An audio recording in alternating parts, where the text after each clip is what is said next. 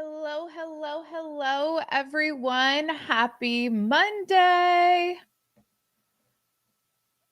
I am so happy to hear that it is warm in Arkansas.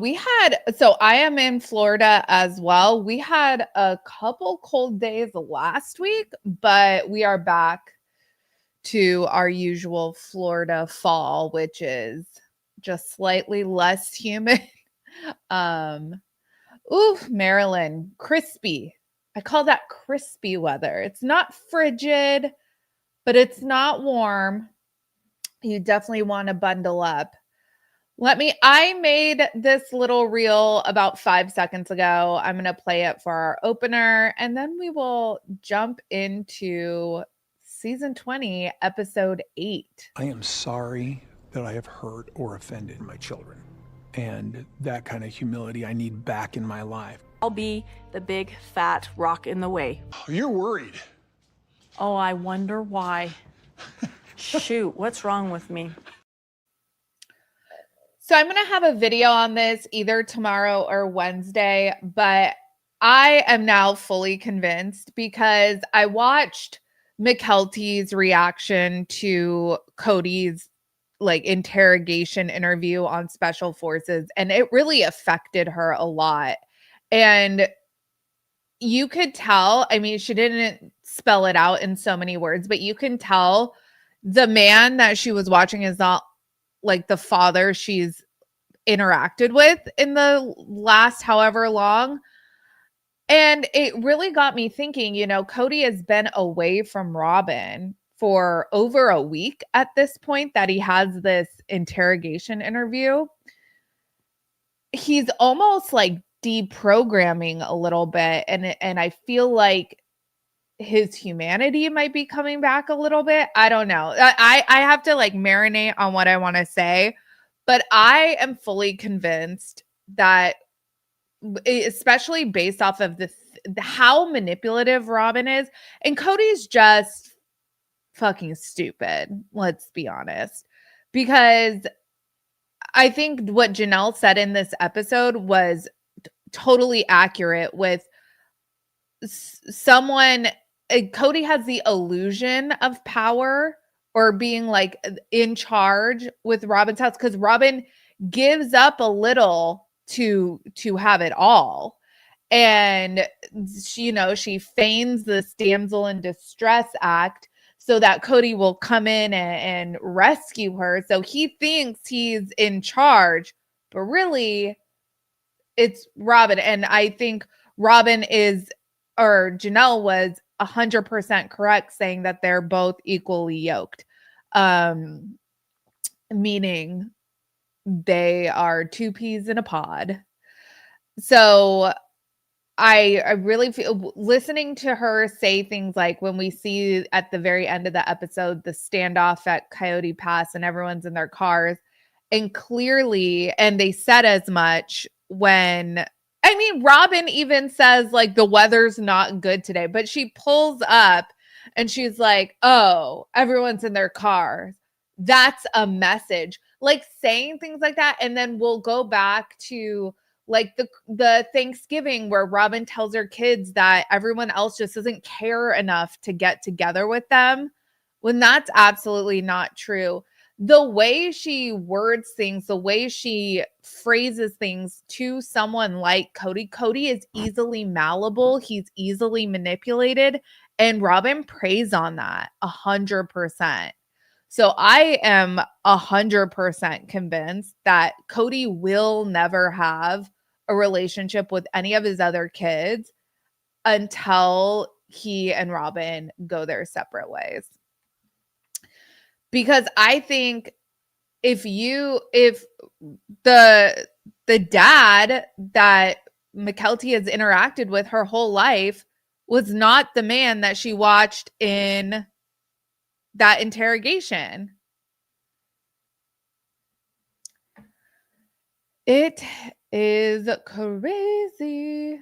Any time away from Robyn, Kody would realize all he might have lost. Yeah, with 83% of his family.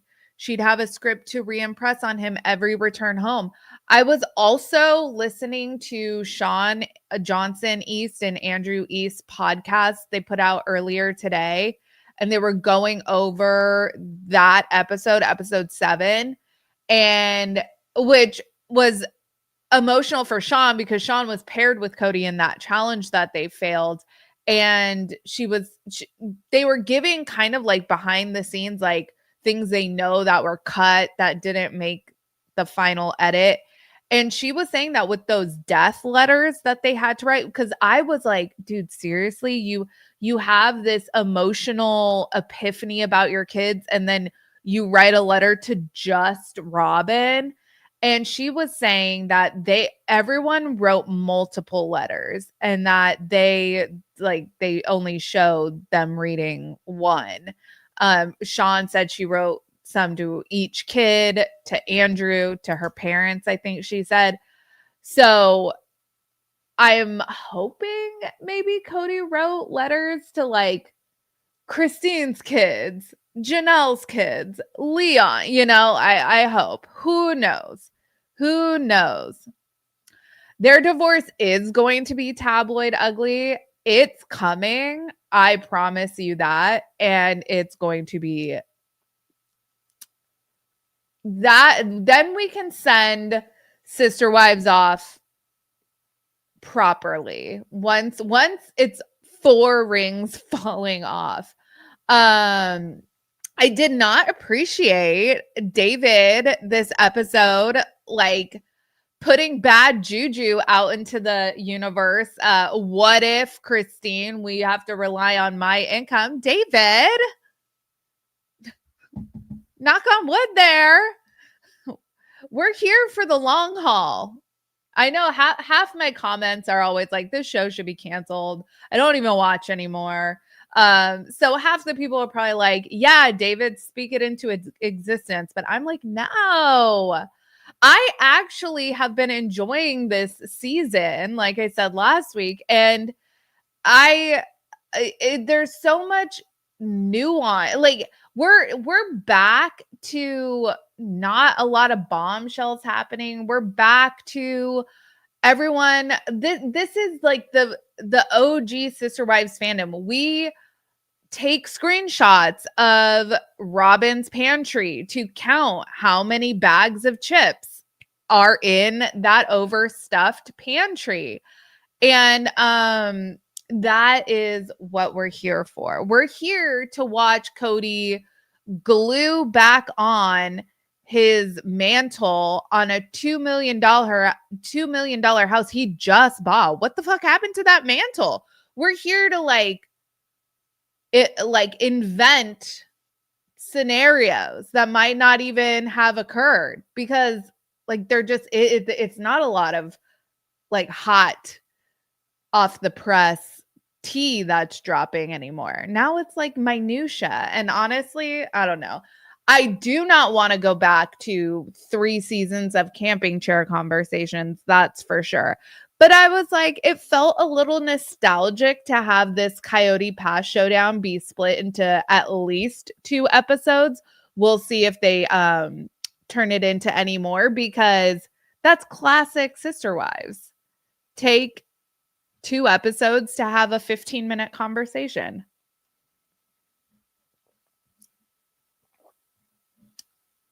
Well, Christine does overspend. I think it was good for David to speak up about the financials. We're going to talk about that, because I have mixed feelings on it. On the one hand, hello conversations my husband and I have all the time about like Amazon is a blessing and a curse, because you obviously can get stuff like that. And then it's like, how much, like 2 months ago or longer, my husband and I had a conversation. We wanted to get into pickleball. So I bought a pickleball set.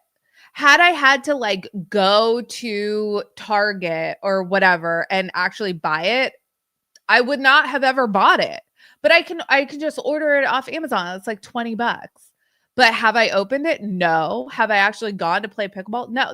These are the kinds of things. And I think that's what David's getting at. But Christine is justifying her purchases.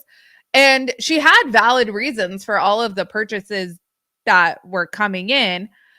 I think both sides of the argument are valid. I think David has a right as her married partner, especially if they're commingling finances, to say, like, are we thinking about the future?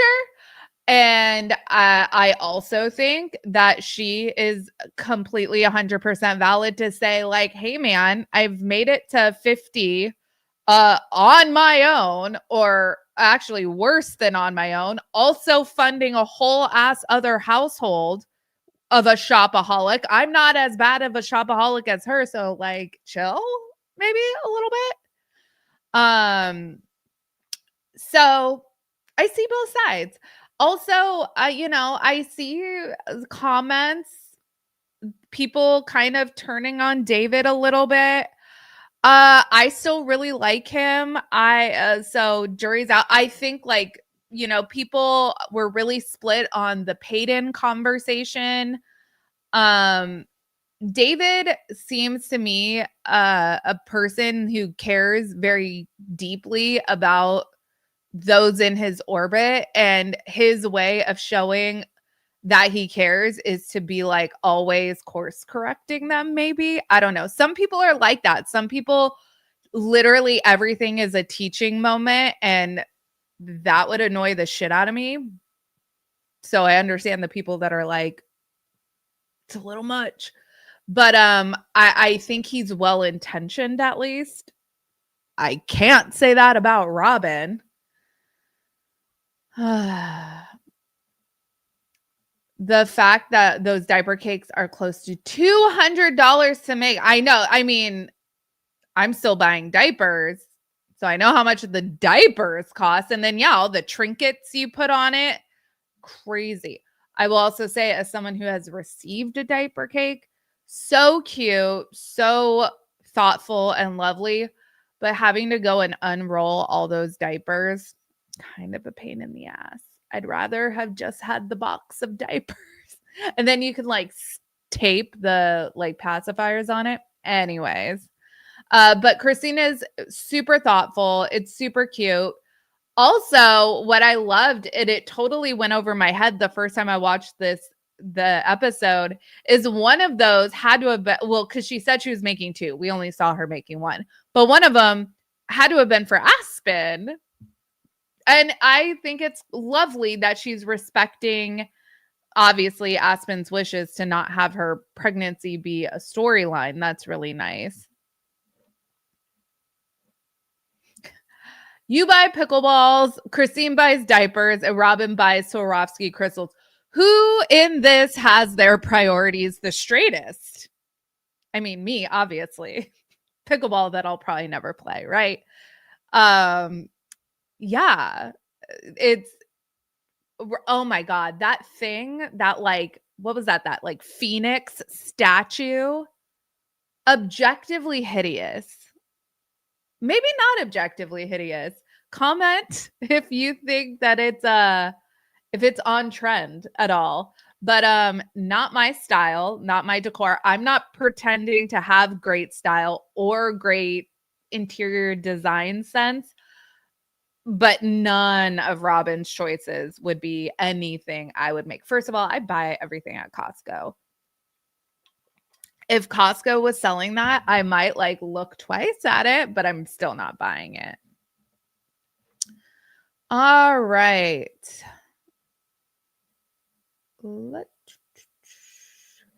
I know, isn't it wild? Well, first of all, everything costs a lot these days. But yeah, anything baby or wedding related to do with, like, like a baby shower, a bridal shower, a wedding, I swear the cost just through the roof. All righty. So let me pull up my notes for the episode. So we're at Kody and Robyn's house. In this episode, Kody calls it his castle. And he's referred to the house as opulent. When I think opulent, I don't think of gluing mantles back together, but maybe that's just me. Robyn has stepped in to be Kody's lovely assistant. She's going to hold his trash bag while he does this little construction project. Robyn lets us know that she is actually the one who coined the term beautiful assistant, lovely assistant, whatever. Mary chimes in and lets us know this was an affectionate term that was coined after she fell out of favor with Kody. So she was never Kody's beautiful assistant. Then, we have to segue into the oversexed, torned up portion of the episode. Robyn always coming up with a new reason why she doesn't want to touch Kody or kiss Kody. She's been shy. She's what other excuses has she used? This episode, it's because Kody has facial hair and gross. She hates facial hair. This man that she's been married to for 15 years that literally always has facial hair. And unless Kody shaved that down baby smooth, which I don't think we saw him do in that scene, it looked like he still left a little bit of, like a 5 o'clock shadow type situation. That is more irritating to kiss, in my opinion, than just a mustache or a beard. Like, grown in facial hair is, in my opinion, not as prickly as like freshly shaved, but like not all the way shaved. That's more prickly. But don't tempt Kody with a good time, because you say shave it off and he'll get kisses, and he is racing to the bathroom. We have to cut to Christine saying something that I hope Janelle turns into merch. Kissing a man without a mustache is like eating an egg without salt. Mary chimes in. She likes facial hairs on guys too. And Janelle, just in classic Janelle fashion, doesn't have a strong opinion either way. For Janelle, personality is everything. And her next match is going to be the exact opposite of Kody. So probably full head of hair on his head and no facial hair, if I had to guess. Let's see. Oh, I did love, because I've been seeing all these screenshots of Kody on Special Forces, and he has, like, I have these scrunchies. They're satin and they're supposed to like be better for your hair so they don't cause damage or breakage. Kody has his hair up in one of these satin scrunchies, and he's ready to shave it all off. And Robyn asks him, "Are you sure?" And he's like, "Robyn, I am so fucking for real. If you touch me, I will be as smooth as a seal." He will nair everywhere if that means she will touch him. You love your husband's facial hair, but the mustache is better when grown out a little more. So, like, more than what, like, I don't know. I'm going to have to go look at my husband. Well, I kiss him all the time. And I don't know. He has it like about Kody's length. It's not like handlebar mustache or anything, but he has like facial hair. And when it's like freshly shaved, to me, that's a lot pricklier.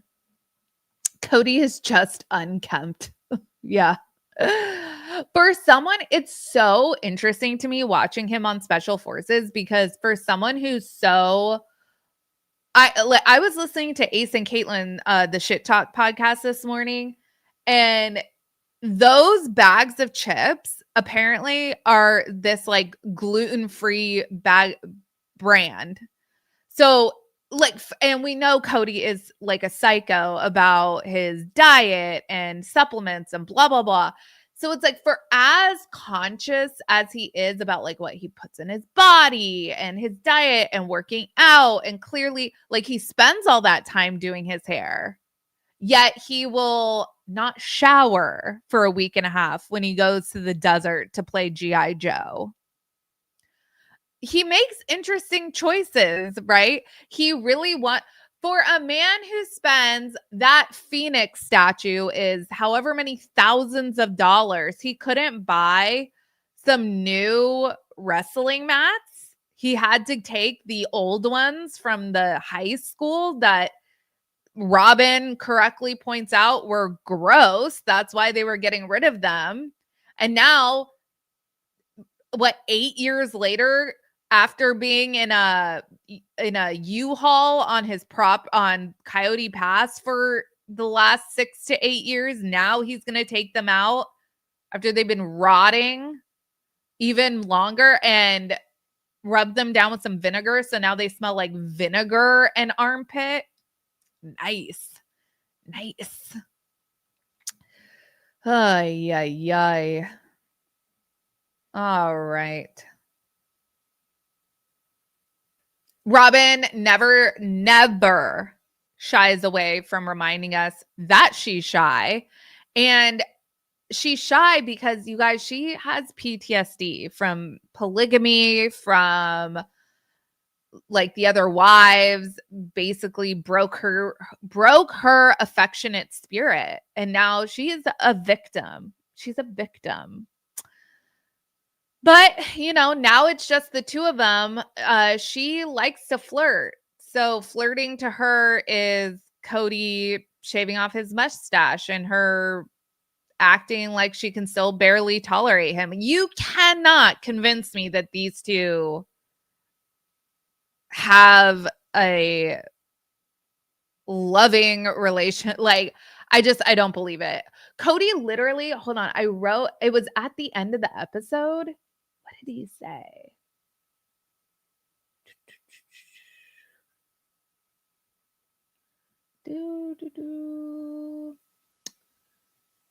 Robyn said something. We'll get to it, but Kody said something and I'm like, shit, man, that was rude. And he just is always, Robyn is not his sacred cow.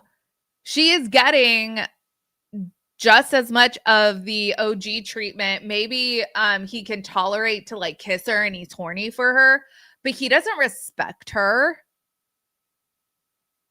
And that, like, I don't know, like, for Kody, he qualifies respect and love separately.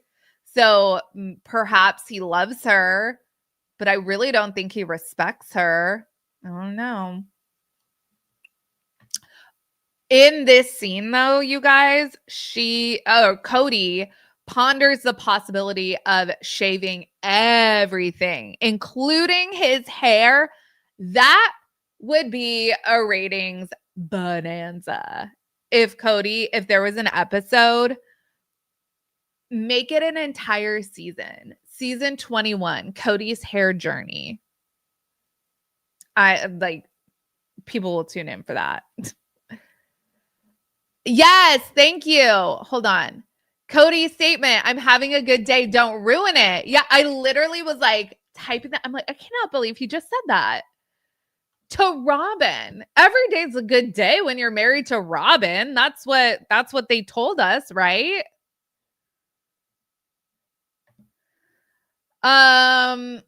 We pop on over to North Carolina. It's time for Maddie to have her fourth baby.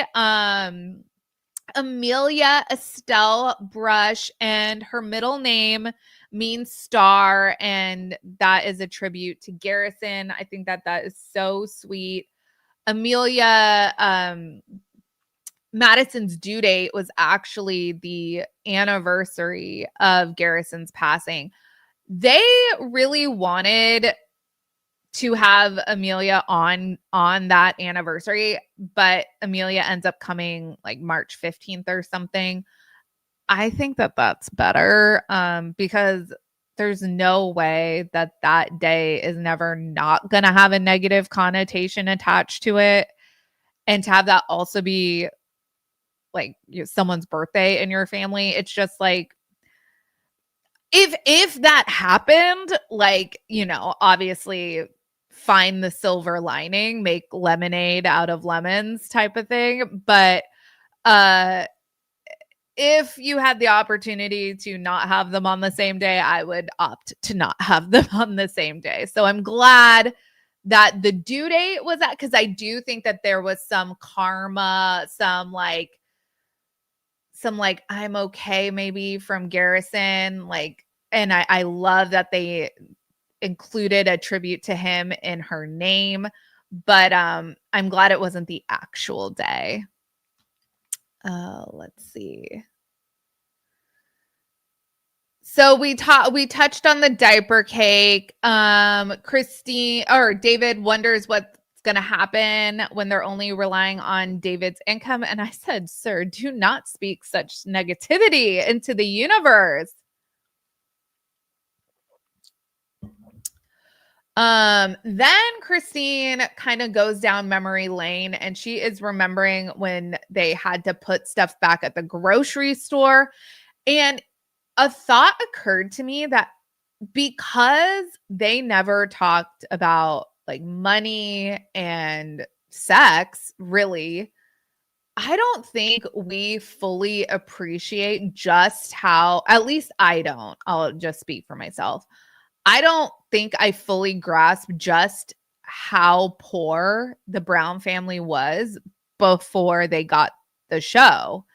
And that probably also factors into a lot of what especially the adults like Mary, Janelle, Christine, and Kody and Robyn are willing to do to keep the show going, because nobody wants to go back to that. The one thing that I will ever say, oh, Kody, that was solid of you to like have the forethought, is Kody never wanted his kids to get saddled with student loan debt. And David, I didn't really understand what David's position on that was. Like, it wasn't like a fully flushed out conversation, but so I wasn't really understanding. Are you saying that Truly's on her own for college, or like you want Truly to take out student loan debt, or like what are you saying? Because Christine is like, we had this family bank account, we had this family pot, I took out of it, and she's kind of setting it up for, I hope, more financial conversations down the road where like I took out what I needed to like house and feed my children, and Robyn's over here buying like cruise ship art and expensive figurines and David Yurman jewelry, like objectively stuff not going for any kind of family, kid feeding, whatever. But Christine also says that the kid's education was paid out of the family pot. And we saw like some in the earlier seasons when the kids started going off to college. We saw Logan, he went to UNLV. We've seen other kids go the military route, so they get their education paid for. And there was I think it was an entire episode where Leon wanted to go to this private college, and it was a conversation. It was a conversation because Logan had gone to a local state school, significantly cheaper. It was like, okay, does Leon get to go to a super expensive college? Like, let's have that conversation. So I think that it was, I don't know if his motivations were pure 100%, but I actually think it was a good thing to not want his kids to get saddled with student. It's kind of predatory. I mean, we can have that whole conversation about predatory lending to like 18-year-olds, 17, 18-year-olds going to school. Like kids don't even have credit cards, but you're going to give them like potentially hundreds of thousands of dollars in debt. Like, hi, you're an adult now, you're in hundreds of thousands of dollars of debt. But anyways, I digress. And, and there's a whole other side of that conversation. Some kids, that's the only way they're going to college. Actually, a lot of kids. I went to college on student loans. My husband, we just paid off his student loans, but here we are closing in on 40, and we just paid off my husband's student loans. And my husband didn't even graduate. So people are like going to college, and that's not shade on my husband. That's just to say people go to college, acquire the debt, and don't even get the degree, but you still get the debt. So that could be a whole other topic of conversation. In Christine's defense, she's saying she goes a little overboard now because she can. Hey, you're not spending other people's money like Robyn. So we're not clocking that you're spending $60,000 on doll clothes on Etsy. So, I don't think anyone's going to come after Christine's spending habits, which is, I think, why people are like, David, calm down a little bit, because it's like, when you look at this family as a whole, the person who has a spending problem is not Christine. At the end of this little segment, Christine says that she loves the marriage that she has with David because it's a real partnership.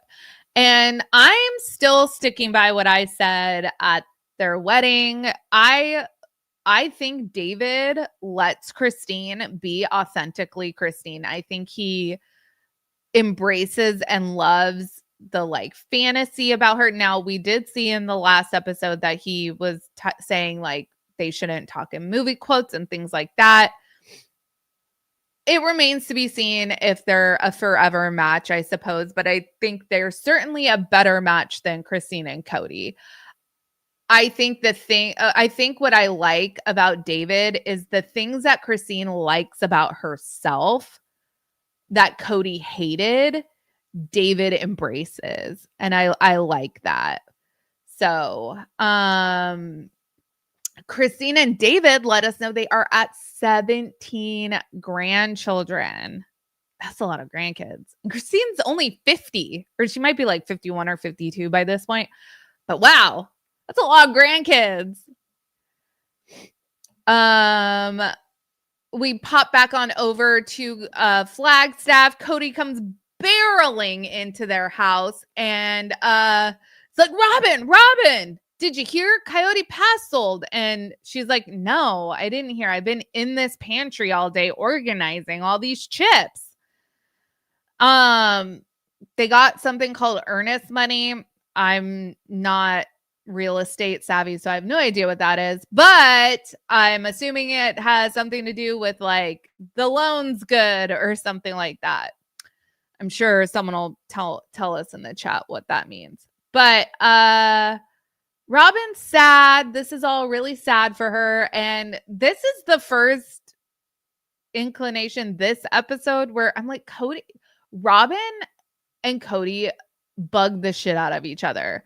Both of them do things that the other one can't stand, but they can't say like, I can't stand that, because they have to be like, oh my God, I'm so happy I get to be with my soulmate. But Kody is annoyed that Robyn keeps harping on how like attached she is to Coyote Pass. But Kody lets her know that he's got the picnic tables. I think her dad or something made those tables. I forget what the story behind those were. But Brianna helps them move them onto their house. Kody says Coyote Pass selling is closure in Flagstaff. And I'm just like, you guys still live in Flagstaff, though. So it's not closure. But regardless, Kody finds solace in his castle. Popping on over to hold on one second. Whoop. Good faith money that you're serious about securing financing. That makes sense. You guys are so smart. Thank you. Thank you. Oh. a financial audit episode. Dare to dream. Dare to dream. All right, let's pop on over to Parowan because it's a reno time at the B&B. Okay, this actually kind of made me sad because I remember, I think it was like 2 years ago at this point, Mary did like a virtual haunted house tour of the B&B, and I attended that. And it was so cool because this house is such an old house and it has so much history. And she has like all these artifacts from her family history in shadow boxes. And she was kind of giving like a history lesson along with the tour. And it was very interesting. I'm sad to see that place completely gutted. Now, is it like a Gilded Age mansion in New York that you can be like, oh, people are gonna want to tour this? I don't know. I don't know what the local draw to Parowan historical buildings is, but I was honestly sad to see the place getting gutted. But Mary's gonna turn it in. Do we know what Mary's turning this into? Is she wanting to do like an event space or something? I don't know. But we learned that Mary has a roomie, and I'm not just coining that term, you guys. They actually call Amber her roomie in her lower third on the show. I found that hysterical. Amber, what's up with Amber? She says that she desperately needed a change. And in the funnest way to say you're unemployed ever, she says she fell out of alignment with her career. Is that a fancy way to say fired? I don't know. But Mary is headed off to Flagstaff to, I guess, sign off. I mean, presumably, I think everything is already signed, sealed, delivered, but she's headed to Flagstaff. And Mary lets us know she's only been really working with Justin. She hasn't been talking to Kody and Robyn because the last interaction she had with Robyn was tense, according to Mary, because there were issues with how the property was going to be divided. And there is a whole lot there that I hope we get more tea spilled on. Amber, you know, she might be unemployed, but she's not wrong. She says people that benefited from you not growing don't like it when you grow. And we get a little couch interview of Robyn interspersed here. And Robyn's like, I always acted in Mary's best interest. It's like, sure, Jan. Sure.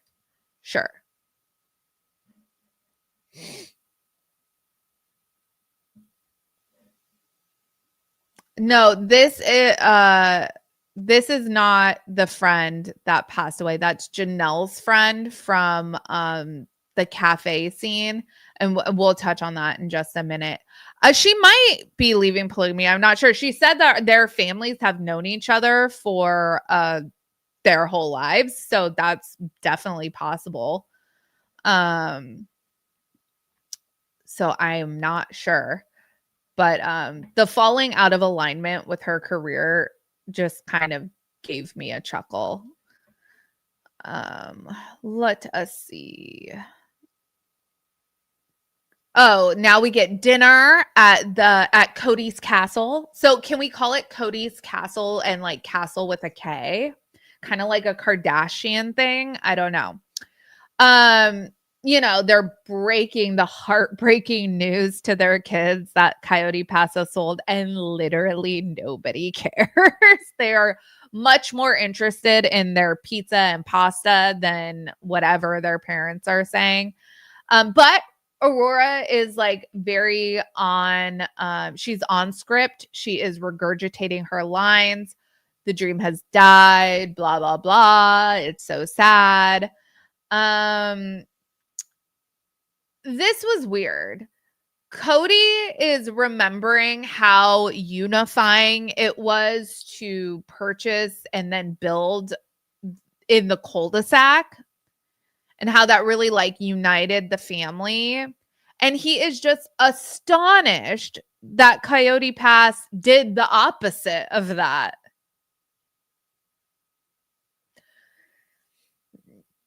It's like, it's almost like you tore the family apart in a place they were maybe not perfectly happy, but moderately so. Mary continues to tell Amber that she's done with Kody and Robyn. They can talk to her lawyer from here on out. And I appreciate that Mary recognizes the need for that, because Mary absolutely needs to be dealing with them through her lawyers, because these two are con artists. And they absolutely are pissed that they have to talk to her lawyer and not to her, because they're not going to be able to manipulate her lawyer. Mary tells us that part of what was so tense is that they talked about Jen, and Kody views Jen. Kody says he views Jen as a nemesis. Sir, is this like 1990s Power Rangers, your nemesis? And the reason why is because Jen always was encouraging Mary to leave. I have seen so many comments like, Kody, the world has been telling Mary to leave for at least 10 years. It wasn't just Jen. Mary says that they've had no communication for nearly a year. But then all of a sudden, Kody has a buyer, and it's like, do this, do this, do this. It's all on Cody's timeline. And Mary's like, I'm not just gonna, jump when you say jump. Like, we're gonna do it a way that I'm comfortable with.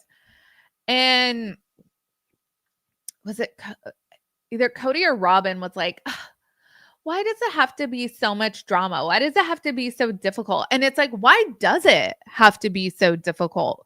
Why isn't dividing 14 acres by 4? Why is that not easier, Kody and Robyn? Because that is something Janelle and Mary agreed to very early on. So the holdup was not on Janelle and Mary. So now Janelle is in Flagstaff. She's here to go meet up at Coyote Pass, but first she's going to see her friends. And this was her friend Angela, and was it Brittany? I think was the other friend. Someone correct me. I know her name started with a B. But yeah, Angela just passed away like in October, a couple weeks ago. So her husband, I guess, posted a post to some social media platform, maybe Facebook. I'm not 100% sure. She is a victim of the rampant opioid epidemic in this country. It's really fucking sad, tragic, and I feel really bad, obviously, for Angela's family, but also for Janelle, because it's just a lot of loss, another loss that Janelle has experienced. It's really heartbreaking. And I can't believe they couldn't have gotten an actual picture of Angela, but they just took like a screenshot from the episode. I guess maybe they did that so that we would connect that that's who that was. I don't know. But so in this scene, they're talking about online dating. Everyone wants Janelle to date, and Janelle's getting over it. But Janelle says she's not going on Tinder. She's not going to be a Tinderella. I was a Tinderella. I met my husband on Tinder. But I agree that Tinder can be the Wild West of dating. It's not for the faint of heart. But we discuss farmers only. Farmers only isn't just for farmers. This is where Janelle tells us that whoever she gets with, it's going to be the opposite of Kody Brown. And Janelle is telling her friends that Christine had let her know, like, most men are not as much work as Kody is. And that's when she says, like, that's why Kody and Robyn are so good for each other. They're each scratching an itch that the other one needs, you know, in order to, like, breathe air. Robyn needs to be a damsel in distress as badly as she needs oxygen in her lungs. And then her friend says, be well, but don't be too well. Another t-shirt opportunity. I would buy that shirt. Then we get Kody cleaning these wrestling mats, and it's, again, like, with all the money these two spend, you're cleaning off 10-year-old wrestling mats that were however many years used in a high school wrestling gym. Ugh. Like, we've all been to, like, Chuck E. Cheese. I would imagine wrestling mats smell like Chuck E. Cheese. Even worse.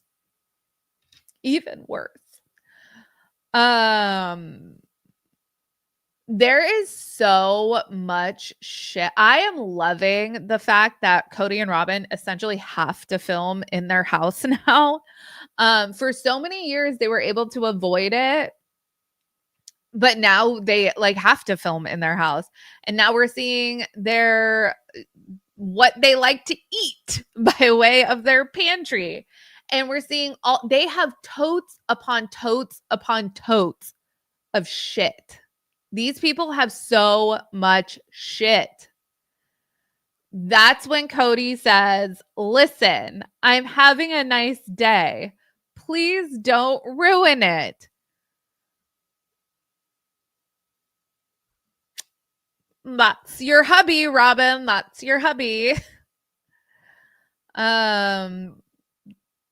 Robyn is hoping, because so they're chit-chatting about this meeting that's going to take place at Coyote Pass, and Robyn's just hoping that Kody is in a good headspace. Like, will Kody behave? Find out next week, because this episode's a cliffhanger. But before we get to the cliffhanger, Kody's like, oh, are you excited to see your old friends? Oh my goodness. So they're agreeing that figuring out the land should have been simple. So Kody and Robyn are like the Spider-Man meme, like pointing every which way, but it's like, literally, it could have been simpler, I'm sure, but it's literally not hard. And they made it so hard. And like, because all of this is like when you buy and sell property, that all gets recorded like public record. When Coyote Pass sold, like, Mary, Janelle, and Kody all signed off in like January. And then Robyn signed off on the sale in like March. So whatever, like, backdoor dealing, whatever, like, conversations were happening, like, publicly, it appears that Robyn was the one holding things up. Why that was? Who knows? Who knows? Mary is saying, don't blame me. Like, you guys wanted me to sign an NDA. And in my head, to me, that means Mary or Kody and Robyn weren't going to cut Mary in on her fair share of what she more than fairly paid into unless she sold her silence. So people have been really astute watching this episode, and see that I don't know if it was the director or producer, asked Mary about the initial NDA, which could lead someone to believe, is there a subsequent NDA that Mary signed? Like, why Mary definitely heavily insinuated, if not outright said, she was going to be writing a book. Remember that Instagram post where she's like, her like nose is peeking out over a book, like my story will be told, something it said. And then all of a sudden, now she's above it all. And we all thought, oh, is that like in response to Christine's book coming out? Like, what's up with that? Why is Mary changing her tune suddenly? I wonder if it has something to do with Mary getting an equal cut of Coyote Pass meant don't talk about us. And Peyton has said that Kody tried to get the network to put the kids in NDAs over just their social media. Like nothing that has to actually do with the show, but like Kody didn't want his kids talking bad about him on their social media. I would not put that past Kody at all. And we end the episode. Kody had revealed that he literally suggested to Janelle to essentially screw over Mary. He says it was to do a backdoor deal to screw over Mary and Robyn, but he's married to Robyn, so he wouldn't be screwing her over. And Kody tells us he was a bad polygamist because he didn't berate his wives into submission. Just sit down and shut up. He's a failed polygamist because he wasn't verbally abusive in that way, I guess. Robyn is like, I just want everything to be fair and I will be that big fat rock in the way. And it's like, girl, that is going to get memed into oblivion, probably by me, because that is a soundbite for the ages. And then we end the episode. It's a cliffhanger, a standoff at Coyote Pass where it's cold and windy, but to Robyn, this feels intentional. I am really enjoying this season. And I'll be on that island by myself, but if you guys want to come visit, your presence is welcomed. So I appreciate the foolishness. This is foolishness. It's not heavy. We're talking about, what makes this series palatable to watch now is that we know the OG3 are out. We know, like, obviously the kids have complicated feelings and emotions towards Kody, but they're all like, they have lives that aren't tied up in the show. And it seems like they're all keeping Garrison's memory alive in really healthy ways. Every time Garrison has been brought up this season, it's like really heartwarming, touching memories. And I've appreciated that they have welcomed us in to relive those memories with them. So that was season 20, episode 8. I think you put it really perfectly. You've liked some parts of the season and some of it has been very boring. Did the standoff at Coyote Pass need to be drawn out into 2 episodes? Could it have probably been an email? It definitely could have been an email. But production was like, nah, you guys are getting together. You're getting together. All right, you guys. Thank you so much for joining me tonight. We're going to talk about things that have been percolating in my brain about Robyn Kody will have a relationship with his kids over Robyn's, maybe not dead body, but divorced body. So that's how that's going to happen. You guys have a good one. I will see you in the next video. Make sure you like this stream, subscribe if you haven't subscribed, and take care. Much love.